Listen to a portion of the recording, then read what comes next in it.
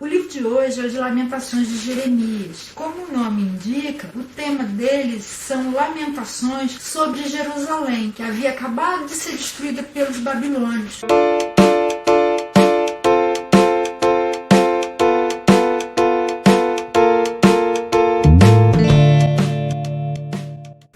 Fazia parte da profecia de Jeremias, mas depois ele foi separado dela. E no cânon hebraico, ele forma, junto com outros 4 livros, um grupo chamado Megilot, significa os 5 rolos. São livros que são lidos pelos judeus em 5 ocasiões diferentes ao longo do ano. Na Páscoa, eles leem o livro de Cantares. No Pentecoste, eles leem o livro de Ruth, leem o livro de Eclesiastes na festa dos tabernáculos. Na festa de Purim, eles leem Esther, e quando rememoram a destruição de Jerusalém, eles leem o livro de Lamentações. Todo dia 9 de agosto ele é lido nas sinagogas judaicas, porque a invasão de Nabucodonosor ocorreu em 7 de agosto de 586 a.C.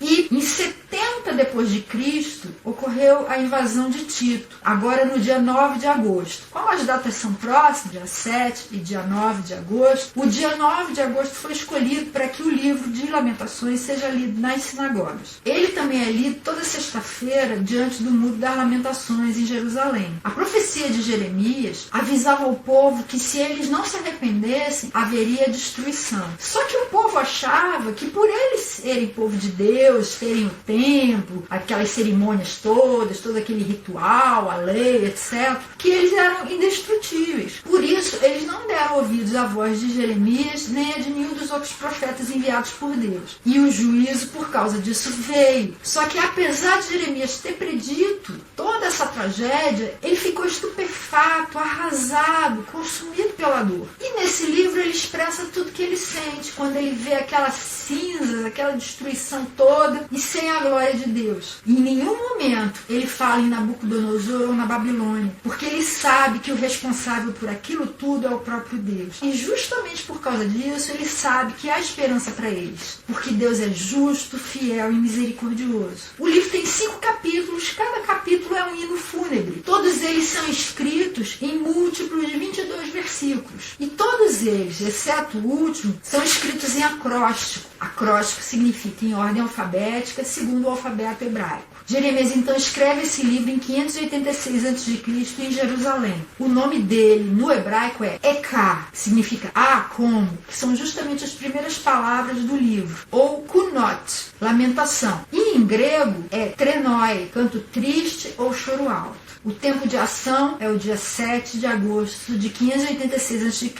E os versos-chave que sintetizam a ideia central do livro estão no capítulo 2, versos 5 e 6. O Senhor é como um inimigo, ele tem devorado Israel, tem devorado todos os seus palácios e destruído as suas fortalezas. Tem feito multiplicar os prantos e as lamentações da filha de Judá. Ele destroçou a sua morada como se fosse um simples jardim, destruiu o seu local de reuniões. O Senhor fez esquecidas em Sião suas festas fixas e seus sábados. Em seu grande furor, rejeitou o rei e o sacerdote. E como a gente pode dividir esse livro? Eu coloquei 5 partes. A primeira parte é a viúva chorando. A segunda, que é o capítulo 2, é a mulher com véu chorando no meio das ruínas. A terceira é o profeta chorando perante o juiz. A quarta parte é o ouro degradado. E a quinta é o suplicante diante de Deus. E Jesus pode ser visto aí? Pode sim. Ele pode ser visto como aquele que chora por Jerusalém. Dá uma olhadinha no capítulo 3, versos 48 e 49. Rios de lágrimas correm dos meus olhos, porque o meu povo foi destruído. Meus olhos choram sem parar, sem nenhum descanso. Lá em Mateus 23, Jesus estava passando por Jerusalém e ele olha para a cidade e começa a falar, nos versos 37 e 38. Jerusalém, Jerusalém, você que mata os profetas e apedreja os que lhe são enviados. Quantas vezes eu quis reunir os seus filhos, como a galinha reúne os seus pintinhos debaixo das suas asas, mas vocês não quiseram. Eis que a casa de vocês ficará deserta. Ele também pode pode ser visto como o afligido, desprezado e escarnecido. Está lá no capítulo 3, versos 1 e 14. Eu sou o homem que viu a aflição trazida pela vara da sua ira. Tornei-me objeto de riso de todo o meu povo. Nas suas canções eles zombam de mim o tempo todo. E lá em Mateus 27 está sendo descrito o sofrimento de Jesus lá na cruz. Nos versos 38 até o 44 está escrito assim: 2 ladrões foram crucificados com ele, um à sua direita e outro à sua esquerda. Os que passavam lançavam-lhe insultos, balançando a cabeça e dizendo: você que destrói o templo e o reedifica em 3 dias, salve-se, desça da cruz se é filho de Deus. Da mesma forma, os chefes dos sacerdotes, os mestres da lei e os líderes religiosos zombavam dele, dizendo: salvou os outros, mas não é capaz de salvar a si mesmo, e é o rei de Israel. Desça agora da cruz e creremos nele. Ele confiou em Deus, que Deus o salve agora, se dele tem compaixão, pois disse: sou o filho de Deus. Igualmente o insultavam os ladrões que haviam sido crucificados com ele. E existem aplicações práticas para nós aí? Existem sim. Todas elas foram extraídas do capítulo 3 de Lamentações. A primeira lição é que quando a gente passa por alguma situação angustiante, aflitiva, ajuda muito a gente lembrar como foi que Deus ajudou a gente, socorreu a gente em situações anteriores. E isso enche a gente de esperança. Olha o que está escrito nos versos 21 a 23, 31 e 32. Todavia lembro-me também do que pode me dar esperança. Graças ao grande amor do Senhor é que não somos consumidos, pois as suas misericórdias são inesgotáveis. Renovam-se cada manhã. Grande é a sua fidelidade, porque o Senhor não o desprezará para sempre. Embora ele traga tristeza, mostrará compaixão. Tão grande é o seu amor infalível. O amor de Deus é infalível. Ele pode castigar, ele pode mandar vir juízo, mas o objetivo dele é restaurar, é fazer com que a gente aprenda, levantar a gente para que a gente ande de uma forma mais alta, de uma forma mais nobre diante dele, diante dos homens. Se ele quisesse esmagar você, se ele quisesse te matar, ele já tinha matado. Se ele está trazendo sobre você e sobre mim situações aflitivas, mas a gente ainda está vivo, é porque ele quer investir na gente. A segunda lição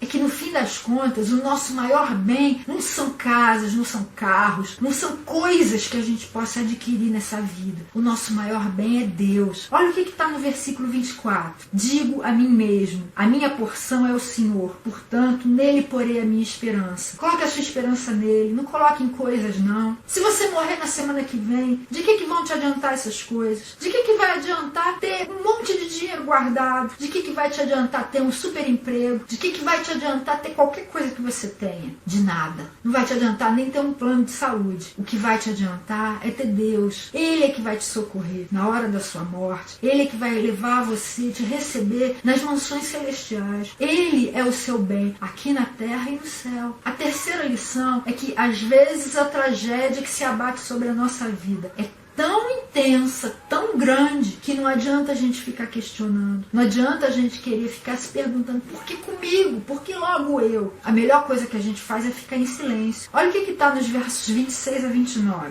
É bom esperar tranquilo pela salvação do Senhor. É bom que o homem suporte o jugo enquanto é jovem. Leve-o sozinho e em silêncio, porque o Senhor o pôs sobre ele. Põe o seu rosto no pó. Talvez ainda haja esperança. Busque em Deus. Não fique perguntando. Não fique se revoltando. Não fique todo angustiado, fique em silêncio e procure nele saber o que ele pretende com essa tragédia que se abateu sobre você. Certamente ele quer fazer algo de bom aí, e esse foi o melhor método que ele escolheu para levar você até lá, para me levar até lá. A minha filha mais velha teve uma doença muito séria. Esse foi o sofrimento mais intenso que eu já tive na vida. Ela era recém-nascida e precisou ficar quase um mês na incubadora ali, lutando entre a vida e a morte. Mais tarde, quando ela tinha 6 meses, a gente descobriu que ela tinha ficado com algumas sequelas, e a pior de todas foi uma doença bastante grave chamada Síndrome de West. Pesquisa na internet para você ver o que é isso. É a forma mais grave de epilepsia. E principalmente naquela época, a expectativa era que a criança acometida de síndrome de West tivesse uma vida vegetativa. Não passava disso. Mas Deus teve misericórdia de nós. Eu sempre me perguntava: mas por que eu? Por que comigo? Por que com o meu bebê? E via as outras mães com os seus bebês saudáveis e ficava querendo saber por que é justo comigo. Mas depois que eu parei de perguntar por que é justo comigo, Deus foi fazendo a obra na vida dela, na minha vida, na vida do meu marido. A gente se tornou pessoas melhores, e ele, além disso, curou a minha filha. Não sei se há outros casos de cura de síndrome de West no mundo, mas o fato é que ela foi alfabetizada, ela ficou com sequela sim, ela não tem uma visão normal. Quando ela era bebê, foi diagnosticado que ela era cega, mas ao longo do tempo, Deus foi promovendo uma cura bem paulatina, bem devagarzinho, e ela enxerga. É uma visão subnormal, não é como a das outras pessoas. De longe ela não consegue ver, mas ela consegue ter uma vida bem perto da normal. Ela se formou, fez 2 faculdades, hoje em dia trabalha, é pedagoga numa escola, e é a pessoa mais doce que eu conheço, sempre preocupada com os irmãos, sempre preocupada em fazer o melhor para eles, para mim e para o pai dela. Nós somos uma família que Deus não poupou, Ele permitiu que uma doença muito, muito grave se abatesse sobre nós, mas Ele também foi misericordioso, e isso vale muito a pena, porque as tragédias acontecem com quem é cristão e com quem não é. Só que quem é cristão tem onde se apoiar. Vale muito a pena você enfrentar tudo isso junto com Deus. Faz toda a diferença. Ele dá paz, Ele dá esperança para você, Ele dá tudo aquilo que você necessita para enfrentar seja o que for que se abata na sua vida. E a última lição está no versículo 30. Ofereça o rosto a quem o quer ferir e engula a desonra. Você foi ofendido por alguém, você foi insultado, você foi desonrado, estão falando mentiras a respeito de você, ofereça o seu rosto. Abrace a desonra como uma coisa para a sua vida. Não lute contra isso não. Olha o que Jesus falou lá em Mateus, no Sermão do Monte. No capítulo 5, a partir do verso 38, ele fala assim: vocês ouviram o que foi dito, olho por olho e dente por dente. Mas eu lhes digo, não resistam ao perverso. Se alguém o ferir na face direita, ofereça-lhe também a outra. E se alguém quiser processá-lo e tirar-lhe a túnica, deixe que leve também a capa. Se alguém o forçar a caminhar com ele 1 milha, vá com ele 2. Dê a quem lhe pede, e não volte as costas àquele que deseja pedir-lhe algo emprestado. Você sabe por que a gente se sente tão ofendido às vezes? Porque a gente acha que a gente tem muitos direitos, e os nossos direitos estão sendo afrontados. Enxergue-se como alguém que não tem direito nenhum. Deixa. Querem pisar em você? Deixa pisar. Ofereça até mais do que estão querendo fazer contra você. Você vai ver como Deus vai te abençoar, como Deus vai lutar por você, como o vingador vai se levantar na pessoa de Deus. E Ele é o mais efetivo, o mais justo vingador que alguém pode ter. Esse foi o resuminho de Lamentações. Na semana que vem, a gente vai ver o livro de Ezequiel, que também era sacerdote, só que teve uma vida e um ministério bem diferentes do de Jeremias. Na semana que vem a gente se vê.